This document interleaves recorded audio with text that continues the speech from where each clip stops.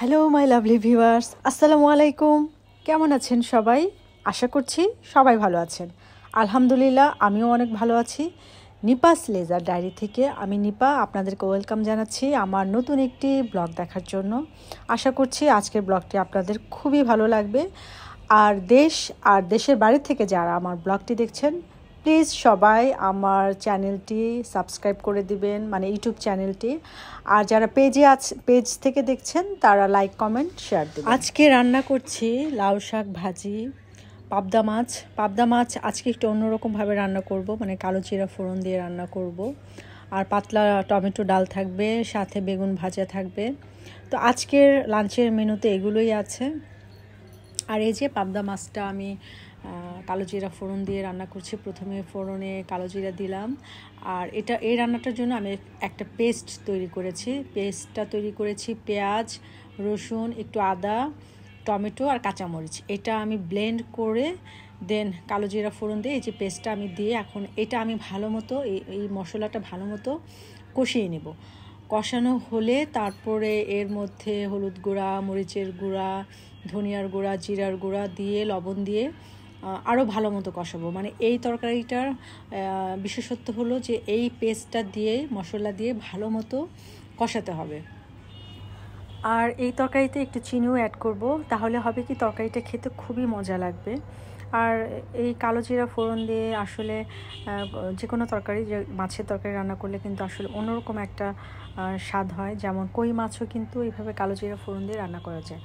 তো এই যে আমার পাবদা মাছের কালো জিরা ফোড়নের তরকারি অলরেডি ডান।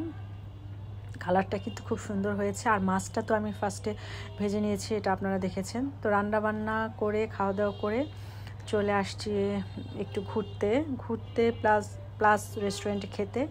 তো লাস্টে এই যে অনেক কিছু খাওয়া দাওয়া করার পর লাস্টে এই যে আমি কফিটা নিয়েছি, কোল্ড কফিটা। এটা যদিও এটা হেলদি না, কিন্তু তারপরেও আজকে খেয়েছি। আসলে সবসময় এত হিসাব করে আসলে খেলে চলে না, মাঝে মাঝে একটু হিসেবের বাইরেও খেতে হয়। তো ওখান থেকে খাওয়া দাওয়া শেষ করে চলে আসছি ইউনিমার্টে। তো ইউনিমার্টে আসলে আসাটা আজকে অতটা ইম্পর্ট্যান্ট না, তারপরও আসছি যে কিছু টুকটাক কেনাকাটা আছে। আর আরেকটা মনের মধ্যে সুপ্ত বাসনা আছে যে আজকে আমি একটা হাঁস কিনবো। আসলে শীত প্রায় চলেই যাচ্ছে, এইবার শীতে আসলে ওভাবে আমার মানে হাঁস খাওয়া হয়নি। যেহেতু আমি হাঁসের মাংস খুবই পছন্দ করি, আমার খুবই ভালো লাগে। দেখা যায় গরুর মাংসর চেয়ে বা অন্যান্য মাংসের চেয়ে আমি হাঁসের মাংস বেশি পছন্দ করি। আর মুরগি তো আমি অতটা পছন্দ করি না। আর যেহেতু আমার বাসার আমার ছোট মেয়ে, আমার হাজব্যান্ড হাঁসের মাংস পছন্দ করে, তো যেহেতু আসলে হয় কি পছন্দটা ম্যাচ করে গেলে ওই জিনিসটা আসলে খেতেও ভালো লাগে। তখন দেখা যায় সবাই মিলে রান্না করে খেলে আনন্দটা দ্বিগুণ হয়ে যায়। তো ফার্স্টে আমি অন্য যে সেকশনগুলো আছে এগুলো ঘুরে দেখছিলাম। তো এখান থেকেও টুকিটাকি অনেক কিছুই নিয়ে তারপরে হচ্ছে আমি ওদের যে হাঁসের যে সেকশনটা আছে ওখানে যাব। আর এই যে এখানে এই চামচগুলো আমার পছন্দ হয়েছিল, কিন্তু এত দাম। এগুলো কিন্তু বাইরের মার্কেটে অনেক রিজনেবল প্রাইসে পাওয়া যায়, কিন্তু এখানে এই জিনিসগুলো অনেক দাম। আসলে ইউনিমার্ট থেকে আমি সব কিছুই শপিং করি না, কিছু ইন্ডিভিজুয়াল কিছু জিনিস আছে এগুলোই কিনি। আর যেমন অনেক কিছুই আছে যেগুলো আমি ইউনিমার্ট থেকে কখনোই কিনি না, এগুলো আমি বাইরের মার্কেট থেকেই কেনাকাটা করি। আর ওই যে বলছিলাম হাঁসের মাংস আমার খুবই প্রিয়। আর হাঁসের মাংস আমি আসলে সাদা ভাতের সাথে খেতে বেশি পছন্দ করি, মানে গরম গরম সাদা ভাত আর ঝাল ঝাল হাঁস ভুনা খেতে আমার খুবই ভালো লাগে। আর এছাড়া চালের রুটি দিয়েও আমার ভালো লাগে, তবে বেশি ভালো লাগে আমার সাদা ভাত দিয়ে খেতে। আর গরুর মাংসটা আমার খিচুড়ি দিয়ে খেতে বেশি ভালো লাগে। আর পোলার সাথে আমি আসলে রোস্টটা খেতেই পছন্দ করি। তো ওই যে ঘুরে ঘুরে দেখছিলাম, আসলে আমার তো দেখতেও খুবই ভালো লাগে। এটা আপনারা যারা আমাকে চেনেন তারা জানেন অলরেডি যে আমি ঘুরে ঘুরে জিনিস দেখতে আমার খুবই ভালো লাগে, খুবই পছন্দ করি। আসলে প্রত্যেকটা জিনিসের আমি দাম বা এটার কোয়ালিটি বা কোন ব্র্যান্ড বা কেমন, এগুলো আমি আসলে দেখি, আমার আসলে দেখতেও ভালো লাগে। তো ঘুরে ঘুরে দেখছিলাম, অনেক কিছুই দেখছিলাম। খুবই ভালো লাগছিল। আর এবার শীতে ওই যে বললাম যে হাঁসটা আসলে মন ভরে খাওয়া হয়নি, তো যেহেতু আমি বিভিন্ন জায়গার থেকে হাঁস কিনে দেখেছি, তো লাস্ট এবার যেহেতু শীত চলে যাচ্ছে, ইউনিমার্ট থেকে একটা হাঁস নিয়ে আমি দেখব রান্না করে যে আসলে বাইরের থেকে হাঁস কেনাটাই বেশি মজা হয় না এখান থেকে কিনে রান্না করার পর বেশি মজা হয়। আর আরেকটা কারণে আমি এখান থেকে কিনতে আসছি যে ওরা হাঁসটা একদম ক্লিন করে একদম রেডি টু কুক করে ওরা সেল করে। এই কারণে আসছি যে আমি শর্ট টাইমে যেহেতু আমার খেতে খুবই মন চাচ্ছে যে আজকে নিয়ে আমি কালকেই যাতে রান্নাটা করে ফেলতে পারি, এই কারণে ইউনিমার্টে আসা। তো অলরেডি যে আমি এই সেকশনে চলে আসছি, এখানে আসলে বিভিন্ন ধরনের হাঁস আছে, বেজিং হাঁস, চায়না হাঁস, দেশি হাঁস, বিভিন্ন টাইপের হাঁস আছে। আর এটা হচ্ছে বেঙ্গল মিটে, ওদের হচ্ছে ইউনিমার্টের সেকশন এক পাশে আর বেঙ্গল মিটের সেকশনটা আরেক পাশে। তো আমি বেঙ্গল মিটের এই পাশ থেকে হাঁসটা নিয়েছি। তো ফার্স্টেও আমি ওদেরকে বললাম যে তোমরা আসলে ওজন দিয়ে দেখো, আসলে আমি বেশি বড় হাঁস নিব না, মাঝারি যে ওজনের আছে মাঝারি সাইজেরটাই নিব, যেহেতু সবাই খাবো, বাসার সবাই খাবো, এই কারণে। আর আমার বড় মেয়ে কিন্তু হাঁস খায় না, ওর জন্য যেদিন আমি হাঁস রান্না করি ওর জন্য আলাদা করে গরুর মাংস রান্না করি, যাতে ও মন খারাপ না করে। আসলে এক একজনের পছন্দ এক এক রকম হবে, এটাই স্বাভাবিক। ও আসলে হাঁসের মাংস, তারপর কবুতর, এগুলো একদমই খায় না, খাসির মাংসও খায় না, কিন্তু আমরা আবার মোটামুটি সব কিছুই খাই। তো এখান থেকে আরও আমি নিলাম চিকেন, মানে সোনালি যে চিকেন ওটা নিলাম, আর নিলাম হচ্ছে চিকেনের যে ব্রেস্ট পিস, এগুলো নিলাম। এটা আমার ছোটো মেয়ের জন্য নিতেই হয়, ও আসলে নুডলসের সাথে এই চিকেনটা খেতে খুবই পছন্দ করে। দেখা যায় অনেক সময় আমি না থাকলেও নিজে নিজে রান্না করে খেয়ে ফেলতে পারে, এজন্য আর কি ওটা নিয়ে রাখা। আর ওদের ওই পাশে হচ্ছে মাছের যে সেকশন, মাছ। তো মাছ আমি আসলে এই ধরনের সব থেকে কিনতে পছন্দ করি না, তারপরেও আমি যেয়ে দেখছিলাম আসলে কি কি মাছ আছে।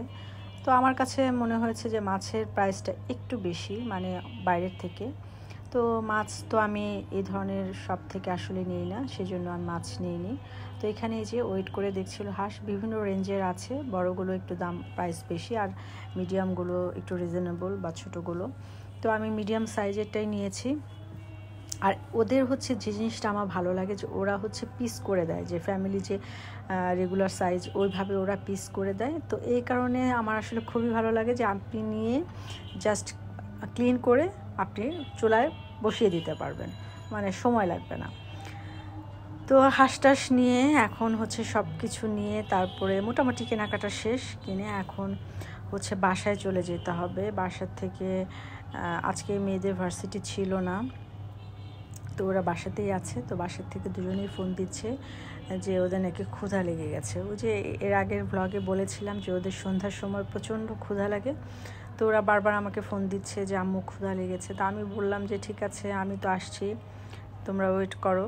তো এই পাশে হচ্ছে আমি হোল চিকেন দেখছিলাম। তো আমার খুব ইচ্ছা আছে একদিন আস্ত চিকেন নিয়ে একদিন আমি বারবিকিউ করব, এটা আমার একটা ইচ্ছা আছে। তো নেক্সট টাইম আমি ইউনিমার্টে আসলে আস্ত মুরগি নিয়ে যাব, নিয়ে আমি বাসায় নিয়ে বারবিকিউ করব, এটা আমার একটা ইচ্ছা আছে। আর এখানে বিভিন্ন ধরনের মুরগি ছিল, চিকেন ছিল, যেমন লেগ পিস ছিল। আর ওদের চিকেনগুলো কিন্তু মানে অ্যান্টিবায়োটিক দেওয়া না, মানে এইভাবে ওরা ইয়ে করে চিকেনগুলো, মানে প্রত্যেকটা আইটেমই। এই কারণে হয় কি এখান থেকে নেওয়াটা আমি মনে করি একটু দাম বেশি হলেও স্বাস্থ্যসম্মত। তো এই যে সব কিছু নিয়ে এখন হচ্ছে আমি কাউন্টারে যাচ্ছি, কাউন্টারে বিল পে করে তারপরে বাসায় যাব। আর সব জায়গাতেই আসলে সিরিয়াল, মানে সিরিয়াল মেনটেন করতে হয়, এই কারণে সময় একটু বেশি লাগে। এটা আসলে সব জায়গাতেই এরকম, স্বপ্নতে যান, আড়ংয়ে যান বা ইউনিমার্টে যান, সব জায়গাতে আসলে সিরিয়াল মেনটেন করতে হয়। এখন আসলে সিস্টেমটাই এমন হয়ে গেছে। তো আমি এখানে সব বিল টিল পেমেন্ট করে এখন হচ্ছে বাসায় চলে যাব। আর আজকে বাইরে আসলে সি ফুডের আইটেমগুলো খেয়েছিলাম, সি ফুড সালাদ ছিল আর স্প্রিং রোল ছিল। তো সি ফুড আমার খুবই ভালো লাগে, আমি বাইরে খেলে প্রায়ই আসলে সি ফুডের যে আইটেমগুলো থাকে এগুলো খেতে বেশি পছন্দ করি। তো এগুলো খাওয়া দাওয়া শেষ করে তো এখন বাসায় অলরেডি চলে আসছি আমি। তো বাসায় এসে মেয়েদের জন্য আনা স্যান্ডউইচ ওদেরকে আমি দিচ্ছিলাম, আর হচ্ছে ব্রাউনি এনেছিলাম, ওগুলো দিয়ে এখন আমি কী কী এনেছি এগুলো ঠিক মতো এনেছি কিনা চেক করছিলাম।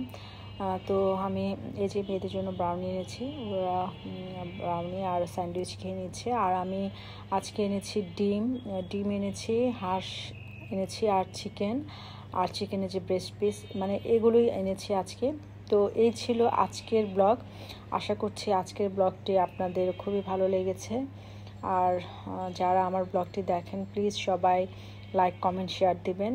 আসলে হয় কি যে ব্লগিংটা আসলে কিন্তু এত ইজি না, অনেক কঠিন একটা বিষয়। আসলে দেখা যায় সারাদিন এত ব্যস্ত থাকার পরেও রান্না বান্না সব কিছু মেনটেন করে আবার ব্লগ করা, ভিডিও করা, এগুলো এডিট করা আসলে খুবই কঠিন কাজ। তারপরেও আসলে যেহেতু শখ, আমার ভালো লাগে, এই জন্যই করা। তো আসলে আপনারা একটু লাইক কমেন্ট করলে আমার আর একটু ভালো লাগবে। তো সবাই ভালো থাকবেন, আমার এবং আমার পরিবারের জন্য দোয়া করবেন। আল্লাহ হাফেজ।